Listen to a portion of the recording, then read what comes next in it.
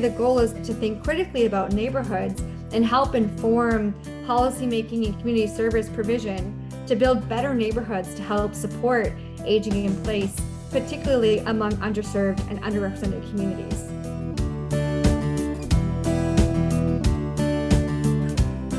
At Home with Growing Older is a nonprofit organization which believes in peer learning and creating discussions which bring the lens of aging to a variety of topics. At Home with Growing Older is proud to be your host of At Home on Air, a bi-weekly radio hour offering connection, community, and knowledge to our participants remotely.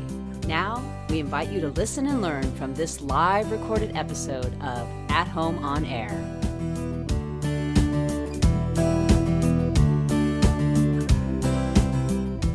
Welcome to another episode of At Home on Air, conversations that matter for the quality of the experiences of later life. I'm Susie Stadler, an architect and the executive director of At Home with Growing Older, a community learning platform and the producer of this program. The topic is aging in many places, neighborhoods, health, and well-being in later life. Just imagine what would happen if a developer had to submit a list of the cognitive health factors for their next public project, such as a mall or a shopping center, for example.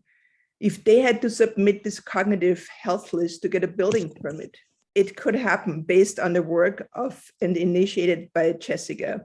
Our guest is Jessica Finlay. She's a research investigator in the Social Environment and Health Program at the University of Michigan Institute for Social Research. She's a health geographer and environmental gerontologist with an MA and PhD in geography and gerontology from the University of Minnesota. So welcome, Jessica, and thank you so much for joining and sharing your super interesting research. Before we start, I just want to remind everybody of the format. Jessica and I will talk for about 30 minutes, and then we'll open up the conversation for audience Q&A. Without further ado, let's jump in. Jessica, first of all, welcome again. It's really wonderful to have you. I would like to start with a very basic question. What prompted you to become an environmental gerontologist with a research focused on age-supportive neighborhoods? Great first question, and thank you. It's a pleasure to be here and to see so many friendly faces on the call. I moved from Canada to the States, a little over a decade ago now. I moved for graduate school, but I wanted to get involved beyond the university walls, to know my new country, new city of Minneapolis. And so I started to volunteer for a community health program that provides health services to lower income North and Northeast Minneapolis residents. And I was coming from a teacher degree. I was an elementary school teacher before this. So I volunteered to work with children because that was my familiar comfort zone. And then they told me, well, we're actually full up for volunteers with our children's programs. How do you feel with working with older adults? At the time, I think I knew a handful. I knew my grandparents. I loved them. And so I thought, okay, sure, I'll give it a try. And thank goodness that happened because it really changed my personal and my professional life. Older adults moved to the center of my world and my perspective. And so I would bike from my little bubble near the university into North and Northeast Minneapolis, and I would watch the neighborhoods change as I biked there. I would go from a very walkable, service-rich area into lower income neighborhoods, and I would see the neighborhood landscape change around me as I made that very relatively short bike ride. I also started to get to know older adults on a weekly basis, and I just became fascinated by their stories and how vulnerable they were to their local environments. People would tell me, oh, there's a snowstorm coming. I've got to make sure I'm all packed up. I might not get out of my home for weeks on end, given lack of plowing, lack of salting, lack of abilities to get out. That's just one example of the many stories that I heard. And so this led to my early research on aging in place and asking diverse Minnesotans what they felt they needed to support them in their homes and neighborhoods, what services, amenities, and infrastructure were necessary to support physical, mental, and social health as they age. And so that was kind of my early entry into combining health geography and environmental gerontology together. When did this start, Jessica? When did you start? I moved in 2011. So time is a flat circle right now. I think it's 2022. So it was 11 years ago now. That's pretty amazing. A lot has happened, and a lot of your work has happened in this 11 years. Tell us more about your research, its methods, which are rather innovative and unusual, and its goals. Sure. So, like I mentioned, neighborhoods are the focus for me and how they relate to health and well-being in later life. And when I did my dissertation research, that was largely qualitative studies. So I interviewed 125 older adults across the Minneapolis metropolitan area, and I used both seated and mobile interviews. So I asked them about their homes and neighborhoods, and I said, if you're willing, can you show it to me through up to half an hour of touring somewhere? For some, we walked around just their room, their home, their block.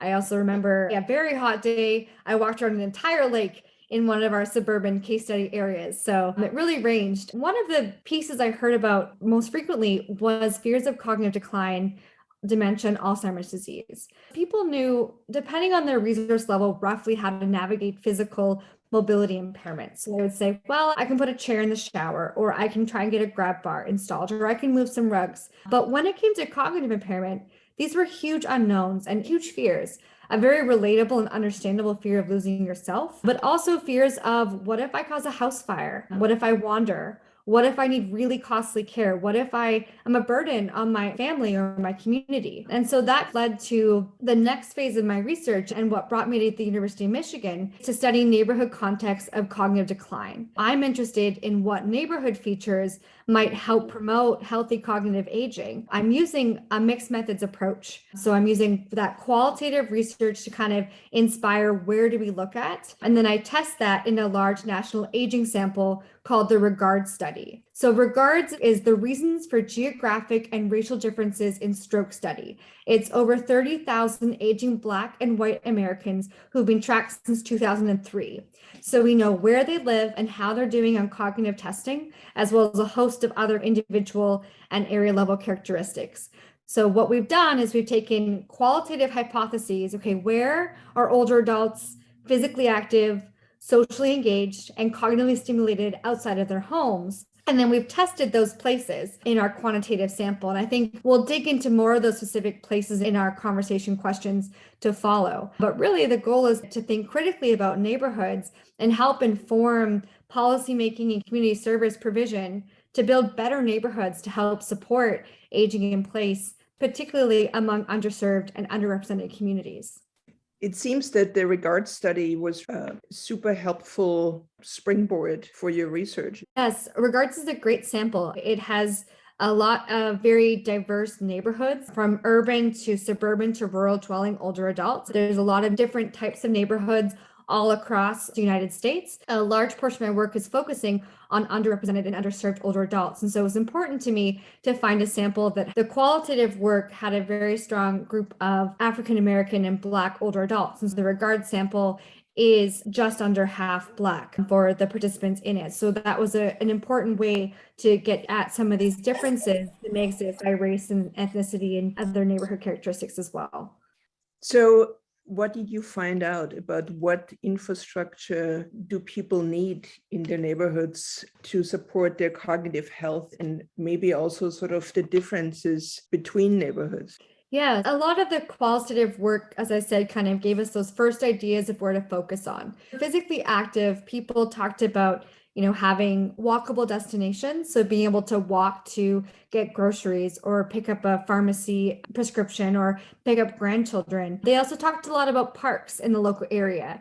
These weren't necessarily massive national parks. They were just often small pocket parks that were easy to get to, sources for community, as simple as having a bench and a shady tree. They didn't have to be large or grand parks. Those pocket parks, neighborhood features were really supportive as well. And then recreation centers, places like gyms and YMCAs, swimming pools, golf courses, those were all different types of places to be physically active. For places to be socially engaged, we focused and heard a lot about Senior centers were one. Also civic and social organizations. So those are places like VFW veteran organizations and civic boards and park and community groups and neighborhood blocks. And we also heard about coffee shops and fast food restaurants as places to go to kind of both meet up with people and also to just soak up the ambient contact of people around you. We might not think about a McDonald's as a site to promote public health, but in our work, we're seeing older adults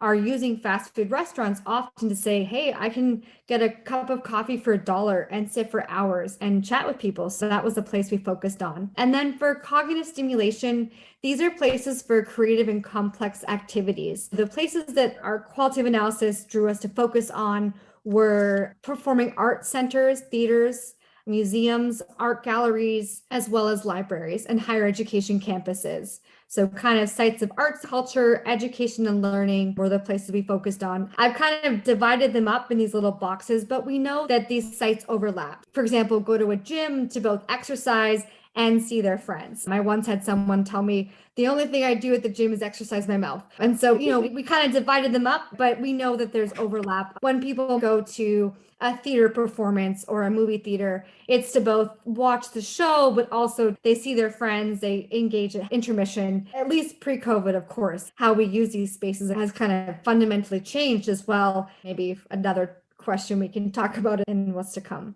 What's really important in what you just said also is that often it doesn't take much to make a neighborhood healthy.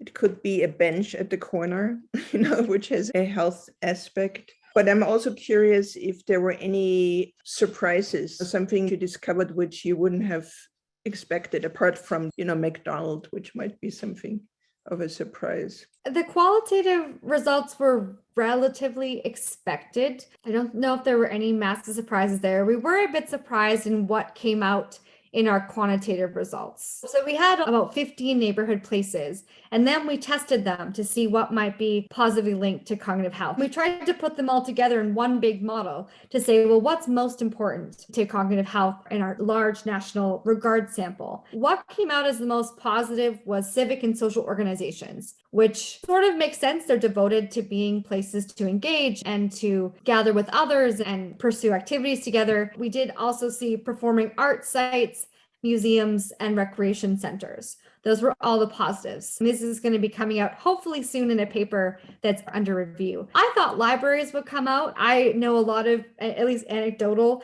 evidence about people using libraries as well as senior centers. They're literally devoted to supporting older adults. And I have some amazing qualitative work on the importance of senior centers to people's lives, but they didn't come out in our quantitative results. So that was a little bit of a surprise. I thought I shouldn't say everything, but I expected a lot to come out. And so it was interesting to see what the results were.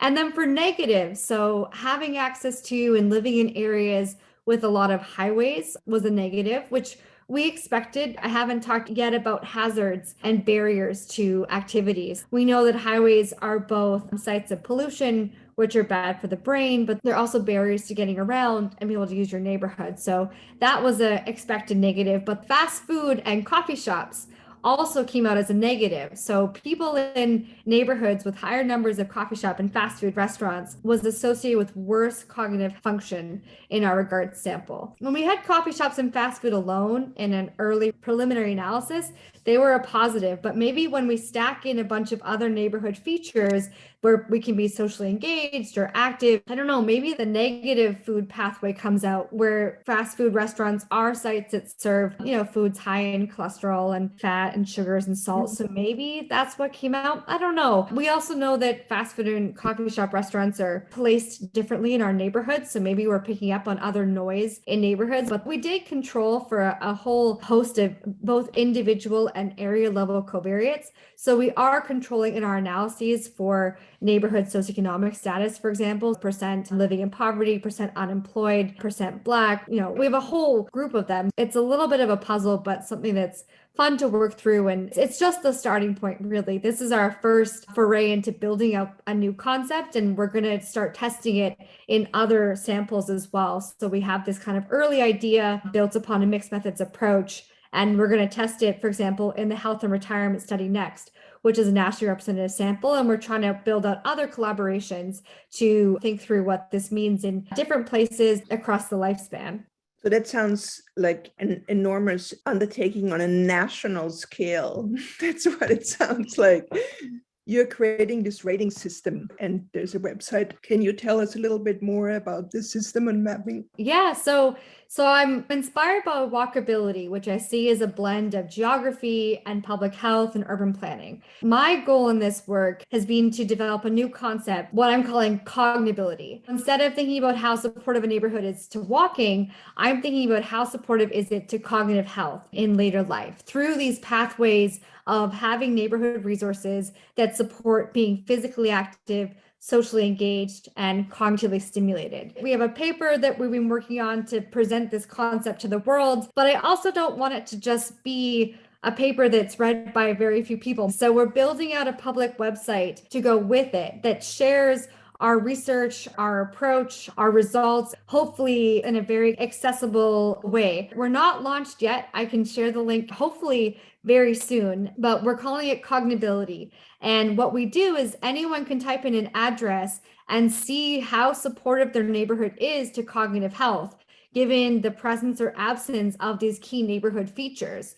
So places that are high in civic and social organizations and gyms and recreation centers and arts and museums, they will rate very highly for cognability versus places that lack these sites or are higher in, for example, highways and polluting sites, they will have a negative rank for cognability. The goal is to make this a tool that really first just helps educate people about neighborhoods and their links to healthy aging and cognitive health. But also we've worked really closely with an amazing community advisory board to get this website up and running and this mapping tool. The goal is to really ideally help inform civic planning. The map has some very stark trends. For example, in Detroit, we can see very large swaths of low cognability areas. So underserved neighborhoods that you can see are areas that are important to advocate for investment. And then also there were some strengths, even in these underserved neighborhoods, there were some very high ranking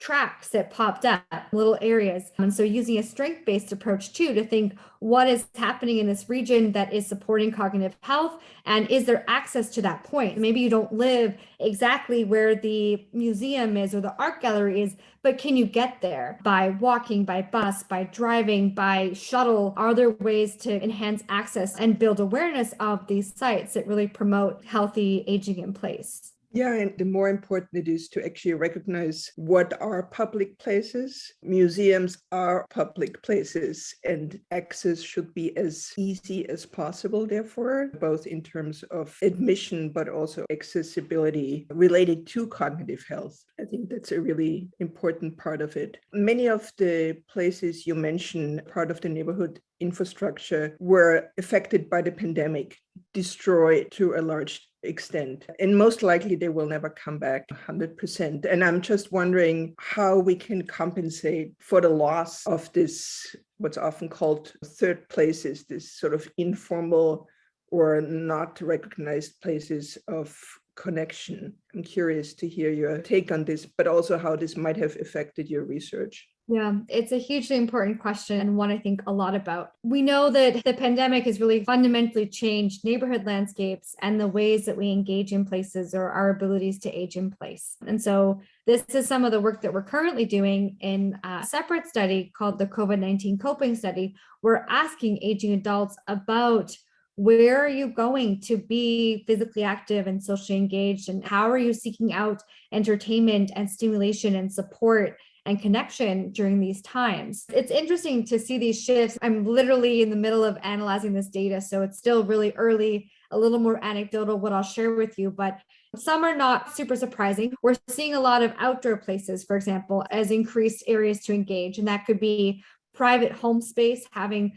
patios and gardens and front porches to engage with others and neighbors or even family and friends, but also, community parks and outdoor dining where the weather, of course, enables it. It's hard in Minnesota or Michigan, or maybe in really hot places in the summer. Sometimes it's a little weather dependent, but we're hearing about increased use of kind of outdoor third places. So for those who aren't familiar, in this sociological literature, home is the first place work or school is a second place. And then third places are these sites outside of those where you go to kind of hang out, to see other people, connect, engage, care for one another. It's different for all of us. It could be a library, a bar, a barber shop, a swimming pool, a gym. I've got a running club I belong to. We all have different third places, hopefully, in our lives that are important to us. Another shift we're seeing is more online third places as well. Instead of brick and mortar places, people are doing activities online. Many are talking about how they enjoy sites of worship, faith services online has been helpful, or senior center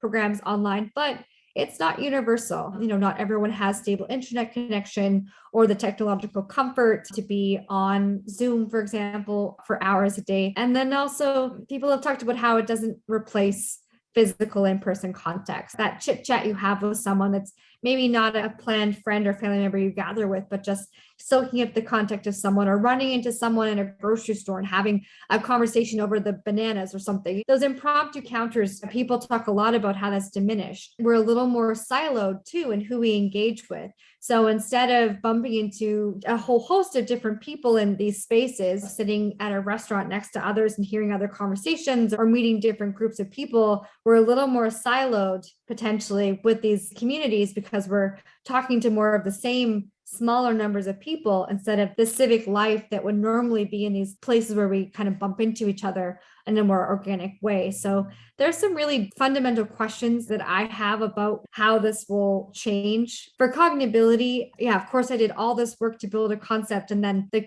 pandemic happened and totally changed all of my hypotheses. So what I'm doing is partly more qualitative research, like I said, to understand changing ways of engaging with neighborhoods and the differences of what neighborhoods look like. And then also considering what else do we need to put into our models. By no means is our list exhaustive. For example, I feel silly now that our initial analyses don't have online technology, internet access, or connectivity levels. We don't have that in the initial models. And we know that has been so important in the pandemic, and new places might come up that are important too. These are really ongoing questions that I'm engaging with, and really love if anyone has ideas or want to just chat about it. It's taking up a lot of space in my brain to think through. Well, it seems your research has become even more important during the pandemic, not less important, because there's so much more pressure on cognitive health.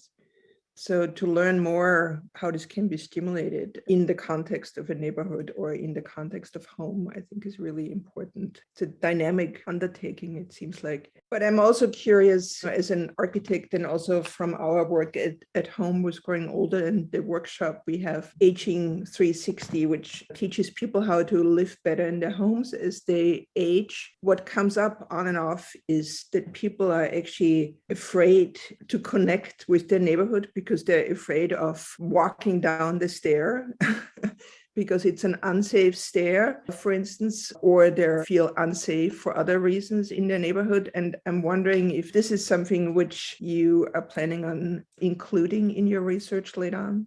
Another great question. We haven't yet analyzed the home environment with this work. So we are kind of assuming that someone can get out the door and get to local places that are nearby in their immediate area. But it's an important piece. And that's partly why we're moving to other data sets like the health and retirement study, which has, for example, home measures and more mobility measures, so individual mobility, as well as their life space mobility. We do need to consider it. There's just one of many, many pieces that are on the wish list to build into our analyses. It's super complex, but I think it is an important part to see homes as part of the public environment in a way. Even the private home is part of the public environment. I'm also curious, Jessica, where can non-academics access your research? Because it affects the everyday so much. So I think it would be really important to be able to do that. Is there a way?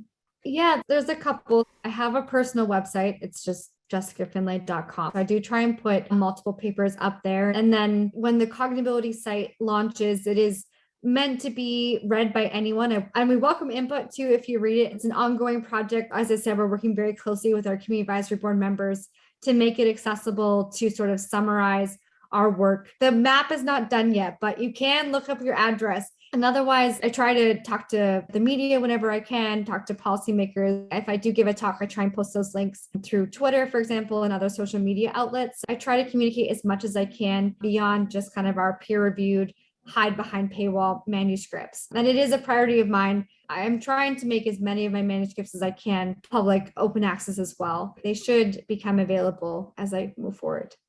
Thank you. That's great. And I know you're very active on Twitter too. So that's also a good way to know what you're up to. Let's move to some of the questions.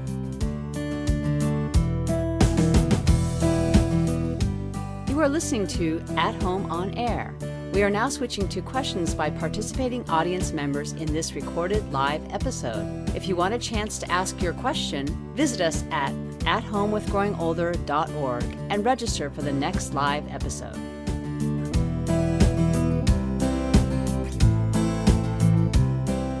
Donna asks, have you looked at restaurants? We find we are often the oldest people in the restaurant when we eat out.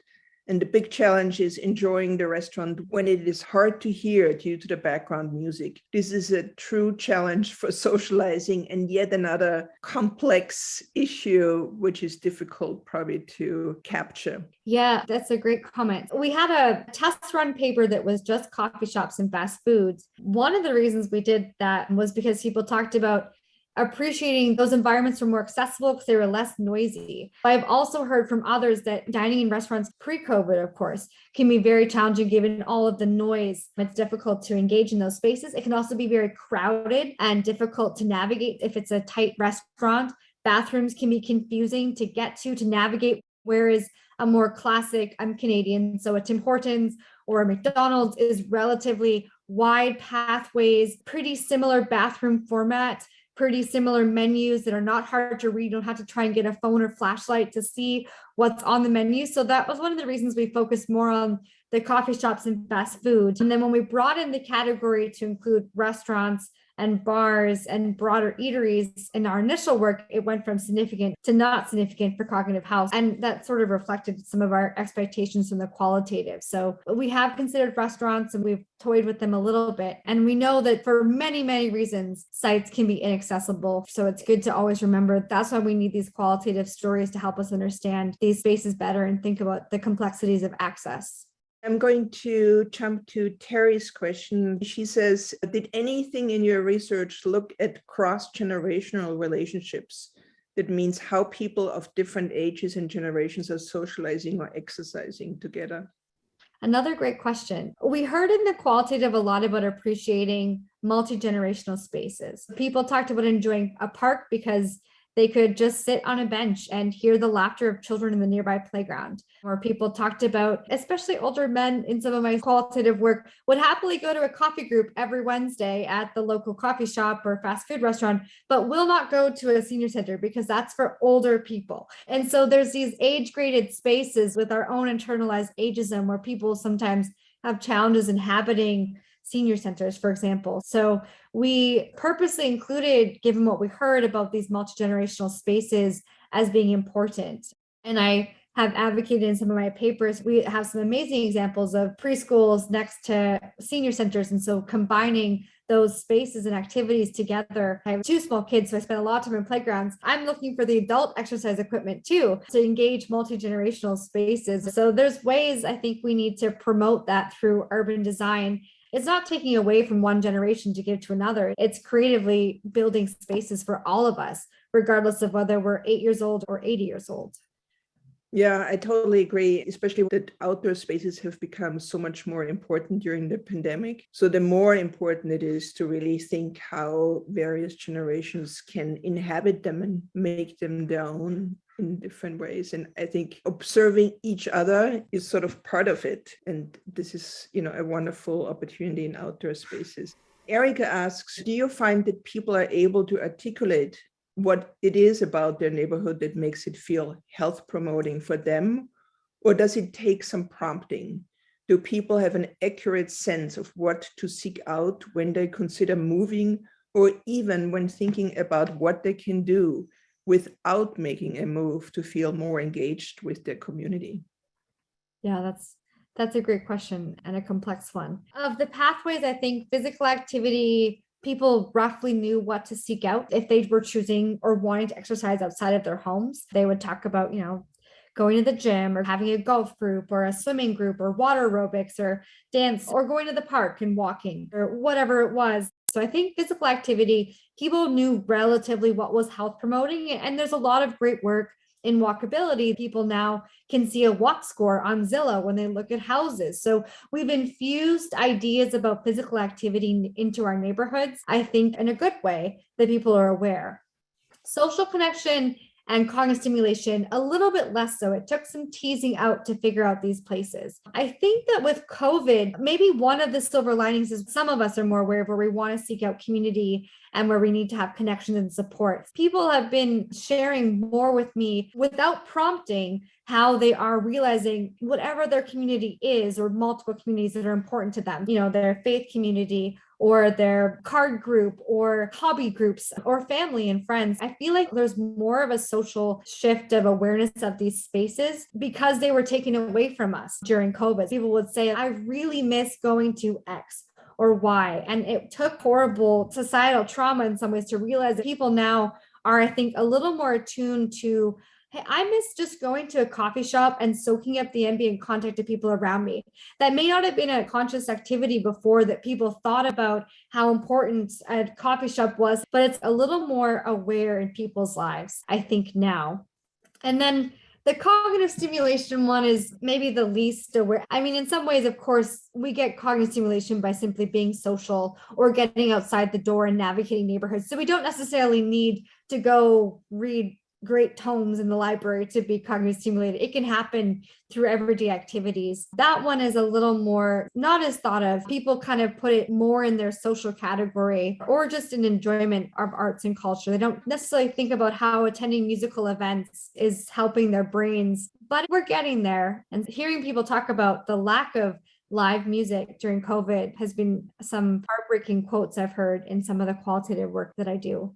So, Jessica, if you were a city planner, can you describe a totally ideal neighborhood that would score the highest cognitibility score? What would it be? It's not one size fits all. What our models would tell us, there are very complicated questions of access and equality and equity in our neighborhoods that I'm not touching on a lot today. So take this with an awareness that it's not equally accessible. And I do recognize that. But a high scoring neighborhood would be places, again, that are encouraging everyone to be active and engaged and connected as they age. So having those little parks and walkable streets and accessible third places to gather and socialize. But it's also having access to essential services and amenities. So having grocery stores with healthy foods available, having access to healthcare for your physical and mental health, having places for leisure and entertainment, and also places for lifelong learning, whether it's libraries, educational campuses, or talks and events. And then, of course, it's also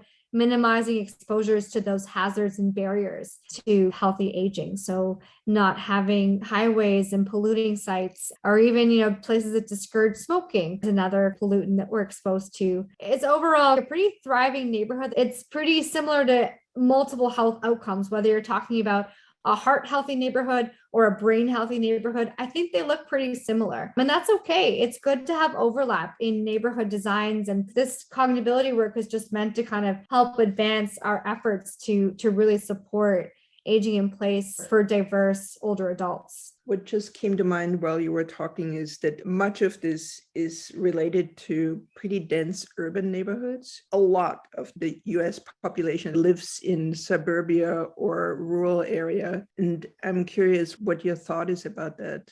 Yeah, no, that's a great point, and one I've forgotten to bring up earlier. So at the moment, our analyses are just for urban and suburban dwelling older adults, because that's what the qualitative work in my expertise is. But rural environments are really important. I'm actually meeting with someone next week to try to do this work in rural communities. I think we need to measure neighborhoods differently. We need to conceptualize rural communities very differently, and the access looks different and the features themselves probably look different. It's not my area, so I'm trying to connect with rural aging in place experts who can help guide this work moving forward in both regards, as well as the health and retirement study and other data sets to do this work. Because you're right, at the moment it's very urban privileged perspective, so we need to build out what does it mean in rural communities moving forward.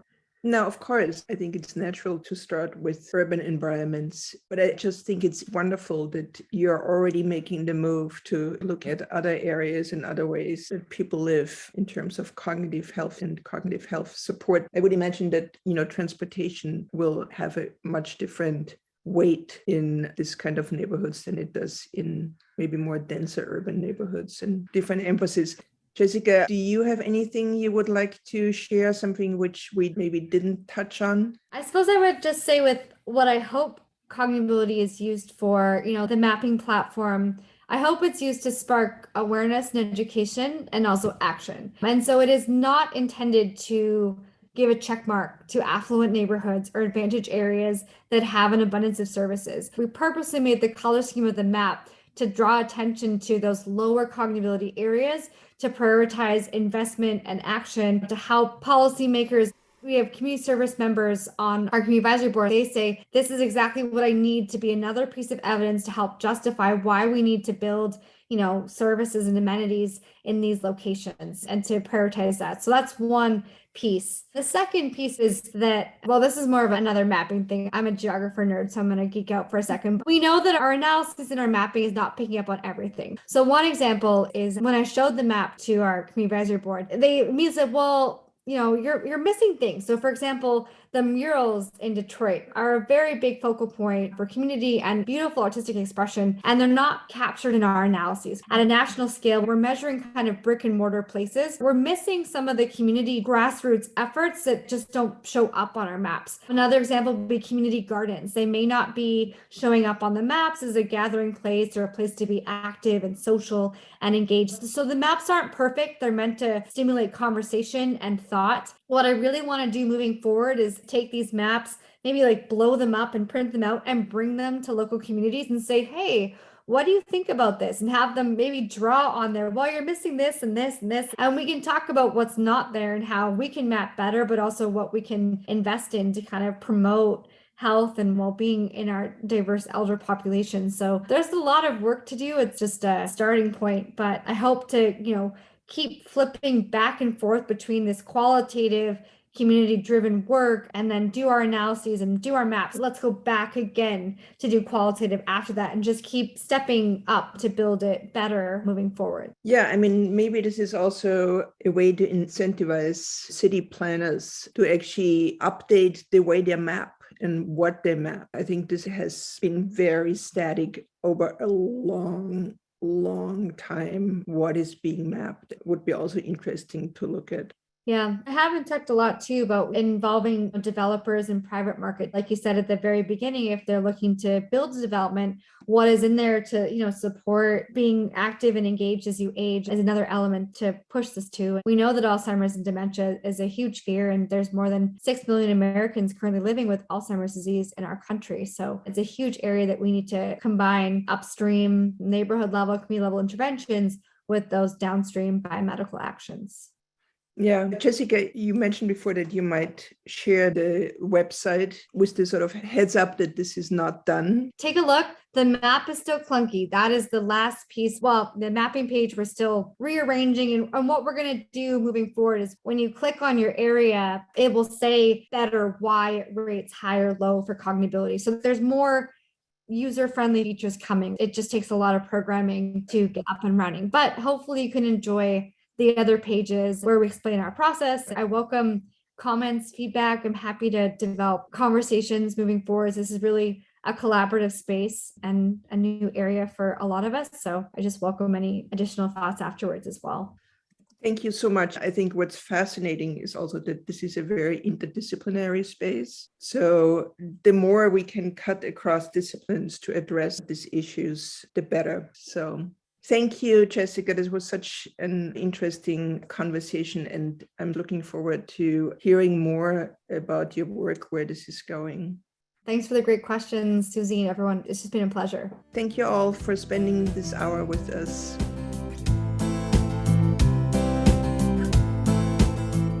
This episode of At Home on Air was produced by the At Home with Growing Older team.